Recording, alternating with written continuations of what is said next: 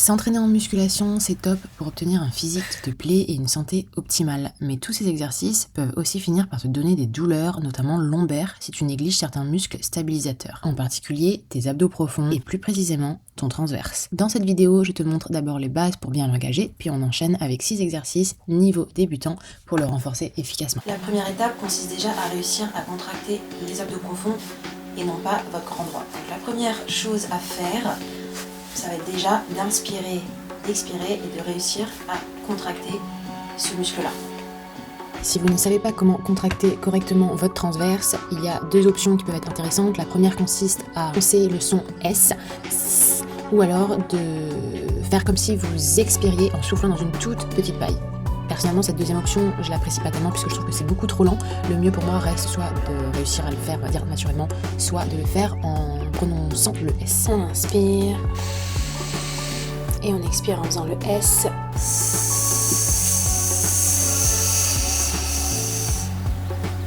Et là, les abdos, le transverse est censé être engagé.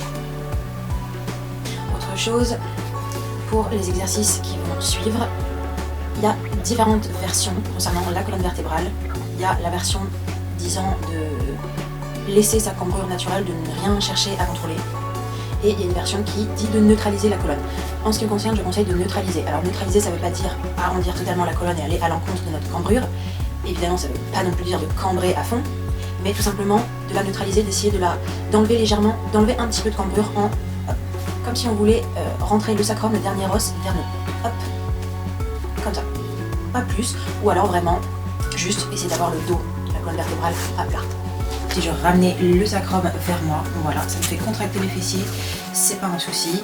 Et là, ma cambrure est un petit peu plus, mes lombaires sont un petit peu plus plaqués au sol. Ensuite, en ce qui concerne l'exécution des exercices, je conseille au début de le faire sur une apnée expiratoire, c'est-à-dire que vous inspirez, vous expirez et vous bloquez votre respiration pour 5 à 6 secondes en fonction de ce que vous êtes capable de faire, car c'est un muscle qui n'est pas forcément facile à solliciter, à recruter. Donc si vous êtes en train de réfléchir au mouvement que vous devez faire, à votre respiration, tout en maintenant le corps engagé, ça va être compliqué. Donc pour moi, le mieux c'est de commencer en le faisant en apnée expiratoire. Et également, l'idée c'est de quand même pouvoir parler tout en maintenant cette contraction. Malgré le fait qu'on pratique ces exercices en apnée expiratoire, c'est pas une raison pour rajouter une pression au niveau du périnée. Vous n'êtes pas censé sentir une pression au niveau du plancher pelvien, du périnée, comme si quelque chose appuyait dessus, comme s'il y avait tout simplement une pression. Pas du tout, c'est censé être absolument neutre, faut pas rajouter de tension à ce niveau-là. Donc peut-être que le plus simple à faire, si vous avez du mal à l'imaginer, c'est de serrer le périnée, car de toute façon, il y a des exercices qui nécessitent à ce qu'on serre le périnée, à ce qu'on contracte, comme si on voulait s'empêcher d'uriner. Essayez de penser également que vous aspirez quelque chose depuis le bas, hop, jusqu'en haut. Vous aspirez quelque chose sans pour autant creuser le ventre, tout simplement comme si vous fermiez une braguette.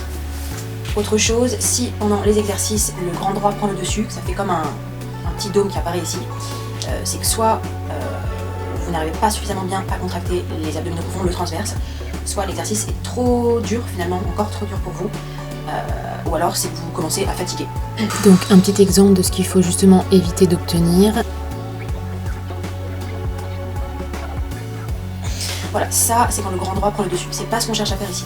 Je suis pas en train de dire que travailler les abdominaux superficiels, le grand droit, le six-pack est une mauvaise chose, mais là c'est pas ce qu'on cherche à faire. Ce qu'on veut c'est que ce soit les abdos profonds ou le transverse qui travaillent. Et encore une dernière petite chose à ne pas faire. On ne cherche pas à faire un vacuum quand on fait ces exercices. Vacuum. On ne cherche donc pas à aspirer le ventre vers l'intérieur. On ne cherche pas à faire ça.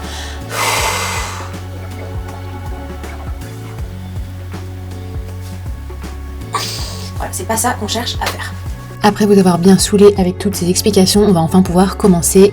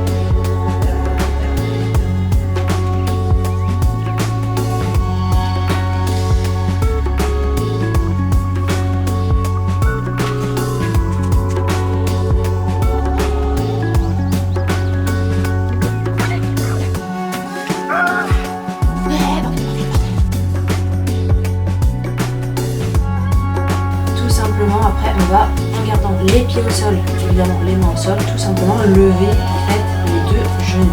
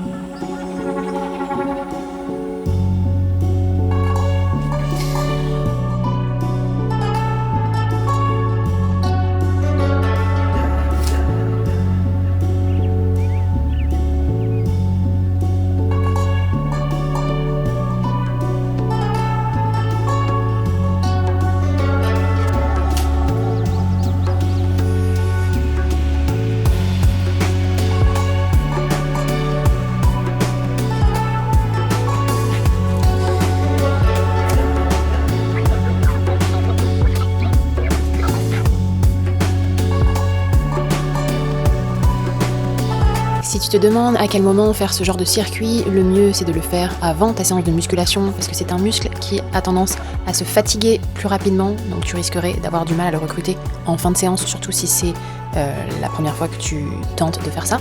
Sinon tu peux également le faire carrément à distance de tes séances de musculation, par exemple 10 minutes le matin de façon isolée, 10 minutes en fin d'après-midi, peu importe. Tu peux également le faire avant d'aller faire une séance de cardio, notamment avant une séance de course à pied, puisqu'on peut avoir du mal à recruter ce muscle et finir avec des douleurs au niveau du bassin après la course à pied. Je sais pas si ça t'est déjà arrivé, mais ça peut potentiellement t'aider si c'est le cas. Ça te permettra de réussir à le contracter de façon absolument naturelle sans avoir à y penser bien sûr, mais disons que ça peut aider.